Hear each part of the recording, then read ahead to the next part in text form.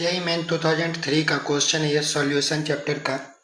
In a 0.2 molar aqueous solution of a weak acid HX, the degree of ionization is 0.3.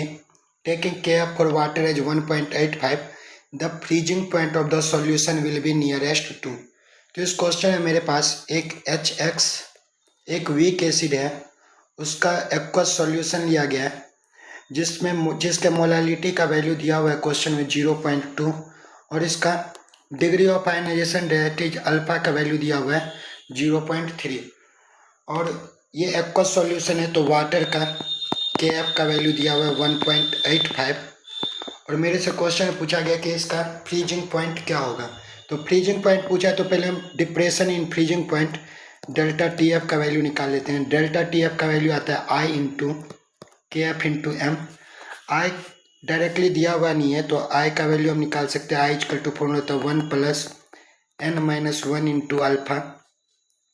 HX के लिए HX जो टूटेगा वो H plus और X minus में, तो इसके लिए n का वैल्यू 2 हो जाएगा।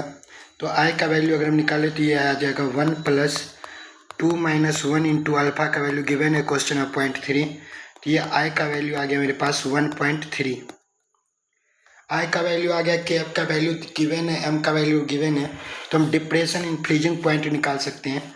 I का वैल्यू 1.3 इंटू Kf का वैल्यू 1.85 इंटू मोलालिटी दिया हुआ है 0.2।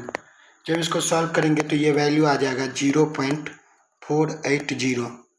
तो 0.480 तो डिप्रेशन इन फ्रीजिंग पॉइंट आया कि फ्रीजिंग पॉइंट में इतने का कमी आ जाएगा।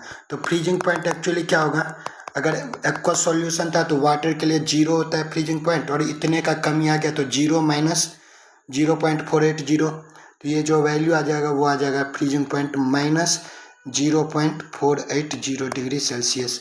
तो हमारा फर्स्ट ऑप्शन करेक्ट आंसर हो जाएगा ए।